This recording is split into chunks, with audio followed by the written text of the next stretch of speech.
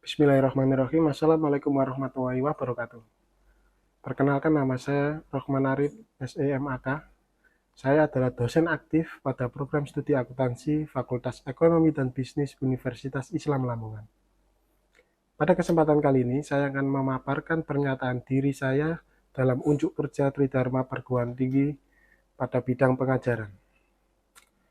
Mata kuliah pokok yang saya ajarkan adalah mata kuliah akuntansi biaya, di mana mata kuliah akuntansi biaya bertujuan untuk memberikan pemahaman tentang konsep dasar akuntansi biaya, khususnya dalam konteks perusahaan manufaktur. Mahasiswa akan mempelajari cara menghitung biaya produksi, khususnya biaya bahan baku, biaya tenaga kerja, dan biaya overhead pabrik. Selain itu, dalam mata kuliah ini juga mengajarkan mahasiswa untuk memahami dan mengetahui cara menghitung berbagai metode perhitungan harga pokok, seperti metode harga pokok pesanan dan metode harga pokok proses. Selain itu, dalam mata kuliah ini juga menggunakan informasi biaya sebagai dasar pengambilan keputusan serta evaluasi kinerja. Di dalam metode pembelajaran yang saya gunakan adalah metode pembelajaran secara tatap muka, serta menggiring mahasiswa untuk aktif berinteraksi pada saat proses perkuliahan. Di sela-sela pertemuan perkuliahan, saya selalu mengadakan kuis dan penugasan secara terstruktur. Untuk proporsi penilaian yang saya gunakan, kehadiran adalah 50%, kemampuan mahasiswa dalam menjawab pertanyaan kuis adalah 20%, UTS dan UAS masing-masing 15%. Di dalam rencana pembelajaran program studi, mata kuliah akuntansi biaya terdiri dari 10 bahan kajian. Bahan kajian yang pertama adalah dasar akuntansi biaya. Yang kedua adalah klasifikasi biaya, konsep biaya, dan klasifikasi biaya. Yang ketiga adalah sistem perhitungan biaya. Materi yang keempat adalah metode harga pokok pesanan. Materi yang kelima adalah metode harga pokok proses. Materi yang keenam adalah analisis break-even point dan akuntansi biaya kualitas.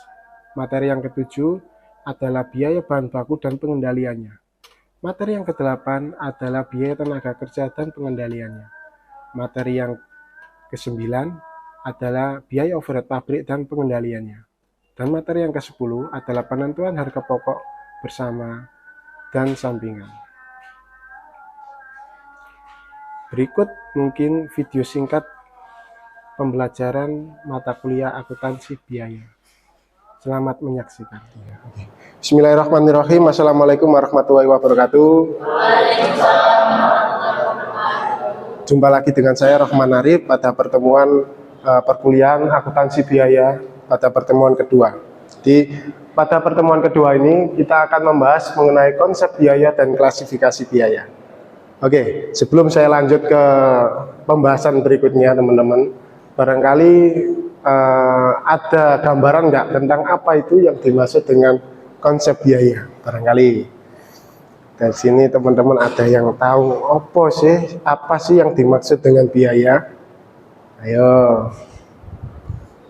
barangkali ada yang bisa sedikit memberikan gambaran. Apa? Ayo, biaya itu apa? Biaya. Jadi hari ini kita akan membahas konsep biaya dan klasifikasi ya dari biaya. Biaya itu apa sih? Jadi biaya itu adalah cost ya, tadi bahasa Inggrisnya cost ya, atau kas atau setara kas yang dikorbankan untuk mendapatkan barang atau jasa yang diperkirakan akan membawa manfaat di masa yang akan datang. Jadi biaya ini adalah kas yang dikorbankan dalam tujuan untuk mendapatkan manfaat, teman-teman ya. Yang mana cost atau biaya ini dimaksud untuk mendapatkan manfaat.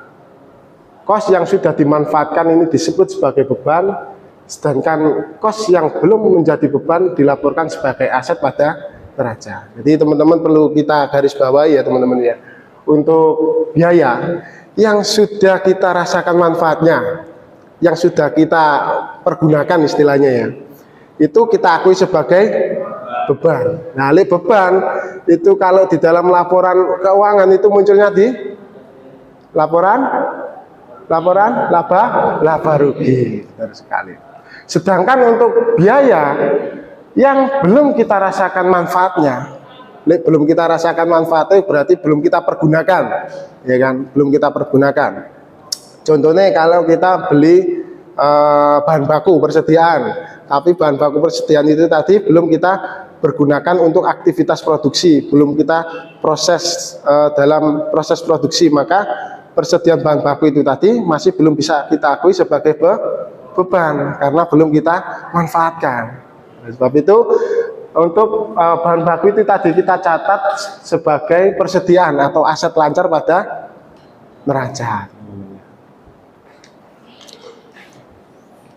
Oke, kita next slide. Jadi itu tadi konsepnya. Sekarang kita bicara terkait dengan klasifikasi biaya. Jadi kalau kita bicara mata kuliah akuntansi biaya ini ya, ini fokus kita ini nanti pada perusahaan manufaktur. Dari pembahasan mata kuliah akuntansi biaya ini nanti fokusnya ke konteks perusahaan manufaktur. Yang mana di dalam perusahaan manufaktur pasti tidak akan terlepas dari yang namanya biaya produksi. Biaya produksi. Jadi di dalam biaya produksi itu ono apa sih? Ada biaya bahan baku, biaya tenaga kerja, dan biaya overhead pabrik atau BOP, teman-teman ya. Nah, biaya produksi itu adalah biaya yang terlibat di dalam penciptaan sebuah produk. Nah, atau istilahnya itu biaya yang membentuk harga pokok suatu produk. Itu yang kita sebut sebagai biaya produksi. Terus biaya non produksi ada biaya pemasaran dan biaya administrasi dan umum. Jadi biaya yang tidak terlibat dalam penciptaan suatu produk itu yang kita sebut sebagai biaya non produksi. Nah, biaya yang tidak terlibat ya contohnya biaya pemasaran dan biaya administrasi dan umum. Itu untuk klasifikasinya, teman-teman. Oke, jadi untuk bahan baku ini sebenarnya tenaga kerja, bahan baku ini ada unsur langsung dan unsur tidak langsung ya. Barangkali ada yang tahu sebelumnya apa yang dimaksud unsur langsung dan unsur tidak langsung? Kira-kira apa? Ayo. Jadi unsur langsung itu sifatnya bisa ditelusur, ya, bisa ditelusur, bisa diusut berdasarkan jumlah produk yang dihasilkan. Nah ya teman-teman ya. Jadi bahan baku yang bisa diusut, bisa ditelusur dengan banyaknya produk yang dihasilkan berarti bahan baku tersebut bersifat langsung. Contohnya apa? Misal kalau kita mau memproduksi meja kayu gitu ya teman-teman ya, kita butuh satu bongkok kayu. 2 meja kayu berarti 2 bongkok kayu dan seterusnya. Itu bisa ditelusur. Bongkok kayu tadi itu bisa ditelusur dengan banyaknya jumlah meja yang dihasilkan. Kalau yang tidak langsung itu Pak seperti apa? Berarti kebalikannya. Jadi kebalikannya itu berarti dia tidak bisa diusut, tidak bisa ditelusur. Contohnya bahan baku, berarti bahan baku yang bersifat tidak langsung itu contohnya bahan penolong. Ya, bahan penolong. Contohnya kalau kita mau membuat meja kayu gitu ya, mungkin kita tidak bisa memprediksi kira-kira butuh pakunya berapa. Butuh remplasnya berapa, kita bisa kita prediksi. Itu yang kita sebut sebagai biaya bahan baku yang bersifat tidak langsung. Tenaga kerja juga seperti itu teman-teman ya, ada yang bersifat langsung, ada yang bersifat tidak langsung. Nah, contohnya sing langsung berarti ya itu tadi, secara definisi sama seperti yang bahan baku tadi, bisa diusut, bisa ditelusur berdasarkan produk yang dihasilkan. Contohnya apa? Kalau kita mau memproduksi satu buah meja kayu, maka pekerja akan diberi upah katakanlah 100.000 per meja. 2 meja berarti 200.000 dan seterusnya. Bisa diukur, bisa ditelusur. Itu berarti yang bersifat langsung. Nah, tidak bisa diukur, tidak bisa ditelusur kalau tenaga kerja contohnya adalah upah mandor. Nggak bisa ditelusur itu kan ya teman-teman ya, tidak bisa ditelusur ya. Karena sifat upah mandor ya biasanya adalah gaji tetap, biasanya seperti itu. Terus untuk biaya overhead pabrik atau BOP adalah semua biaya produksi selain biaya bahan baku dan biaya tenaga kerja. Jadi kayak biaya sewa, terus biaya listrik, nah itu termasuk biaya overhead pabrik. Oke, mungkin itu yang bisa saya sampaikan. Barangkali ada pertanyaan mungkin dari teman-teman. Ayo, monggo. Apa? Ayo. Oke, barangkali ada pertanyaan apa? Itu Pak, apa yang dimaksud dari biaya variabel dan biaya tetap? Oke, biaya variabel dan biaya tetap ya. Kalau biaya variabel itu secara definisi biaya yang terimplikasi oleh aktivitas produksi. Terimplikasi. Berarti kalau aktivitas produksi itu naik, maka biaya variabel ikut naik, teman-teman. Ikut naik. Contohnya apa ya? Seperti yang saya sampaikan tadi, bahan baku untuk membuat untuk membuat meja kita butuh 1 bongkok kayu. 2 meja, 2 bongkok kayu dan seterusnya. Jadi setiap peningkatan jumlah produksi meja itu tadi akan meningkatkan biaya pembelian kayu itu tadi, sehingga itu yang kita sebut sebagai biaya variabel. Kalau biaya tetap itu berarti kebalikannya, berarti dia tidak terimplikasi oleh aktivitas produksi. Contohnya apa? Misal seperti biaya sewa. Ya, biaya sewa itu kan tidak terimplikasi, ya kan? Meskipun aktivitas produksi naik, aktivitas produksi turun, biaya sewa itu kan tetap segitu ya, teman-teman. Mungkin itu yang bisa saya sampaikan barangkali untuk jawabannya. Barangkali ada pertanyaan lain, teman-teman. Cukup ya? Oke, baik. Mungkin sekian perjumpaan kita pada pagi hari ini ya. Kurang lebihnya saya mohon maaf. Saya akhiri pakai pantun ya. Pergi ke Gresik bersama ayah, naik kapal selam ke Kota Batu. Wabillahi taufik wal hidayah. Wassalamualaikum warahmatullahi wabarakatuh. Terima kasih. Berikut juga akan saya sampaikan pernyataan diri saya dalam unjuk kerja Tridharma Perguruan Tinggi pada unsur penelitian dan pengabdian kepada masyarakat. Berikut adalah cuplikan videonya. Salah satu penelitian yang saya lakukan berjudul The Effect of Intellectual Capital on Banking Stability, The Role of Board Capital Characteristic. Artikel ini terbit di Sinta 5. Dalam penelitian ini, saya berperan sebagai penulis kedua yang berkontribusi dalam membantu analisis data penelitian. Hal yang melatar belakangi penelitian ini adalah perbankan memegang peranan penting dalam pertumbuhan ekonomi dalam suatu negara, sehingga melakukan penelitian terkait dengan stabilitas perbankan menjadi hal yang penting untuk dilakukan guna menganalisis faktor-faktor yang mempengaruhi stabilitas perbankan. Penelitian ini bertujuan untuk menguji peran modal intelektual, yaitu modal manusia, modal struktural, dan modal relasional terhadap stabilitas perbankan dengan peran moderasi karakteristik pendidikan manajemen puncak. Sampel dalam penelitian ini adalah perbankan yang terdaftar di Otoritas Jasa Keuangan Republik Indonesia. Hasil penelitian ini menunjukkan bahwa modal intelektual memainkan peranan penting dalam stabilitas perbankan, serta peran karakteristik pendidikan Dewan mampu memperkuat hubungan tersebut.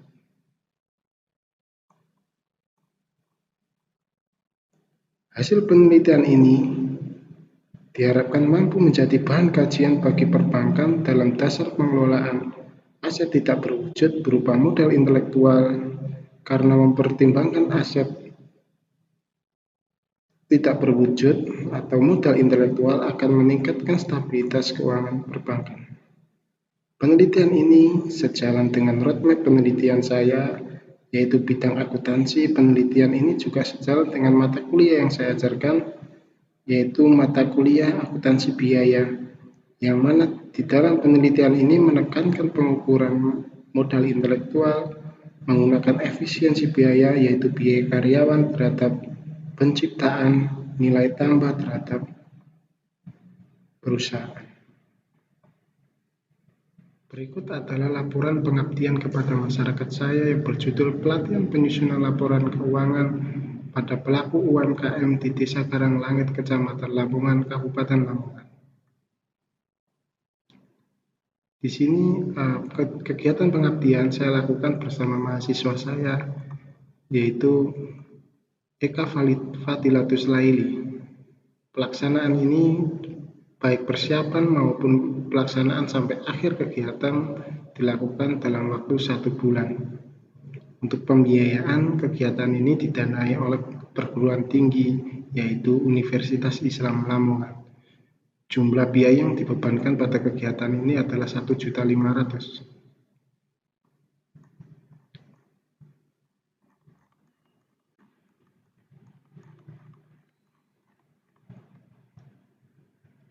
Hal yang melatar belakangi kegiatan ini adalah Desa Karanglangit adalah tempat tinggal saya. Banyak sekali para pelaku UMKM yang menggeluti usaha di berbagai bidang. Namun kemampuan mereka dalam melakukan manajemen keuangan masih sangat minim, bahkan sebagian dari mereka belum paham sama sekali terkait dengan apa itu laporan keuangan. Sehingga dari hal ini saya berupaya untuk berkontribusi sedikit untuk memberikan pemahaman tentang penyusunan laporan keuangan sederhana, yang mana hal ini sangat penting sebagai dasar pengambilan keputusan bisnis bagi mereka. Metode yang saya gunakan dalam kegiatan ini adalah: pertama, penyampaian materi tentang pengenalan apa itu laporan keuangan. Materi kedua terkait dengan penjelasan teknik dasar penyusunan laporan keuangan. Dan materi yang ketiga, saya mencoba mendemonstrasikan penyusunan laporan keuangan sederhana menggunakan Microsoft Excel. Harapan saya dengan kegiatan ini mampu sedikitnya memberikan sumbangsi pengetahuan terkait akuntansi dasar bagi para pelaku UMKM di Desa Karanglangit, sehingga dengan hal tersebut setidaknya mampu meningkatkan kemampuan mereka dalam melakukan manajerial bisnis secara berkelanjutan. Kegiatan pengabdian ini juga sejalan dengan bidang keilmuan yang saya miliki, yaitu bidang ilmu akuntansi, serta sejalan dengan mata kuliah yang saya ajarkan, yaitu akuntansi biaya, yang mana di dalam implementasi kegiatan ini menekankan tentang penyusunan informasi keuangan serta pengambilan keputusan dalam informasi keuangan. Sekian pernyataan diri dosen yang saya sampaikan dalam unjuk kerja Tridharma Perguruan Tinggi dari unsur pengajaran, unsur penelitian, dan unsur pengabdian kepada masyarakat. Terima kasih, saya akhiri. Makan durian bersama kekasih. Sekian dan terima kasih. Wassalamualaikum warahmatullahi wabarakatuh.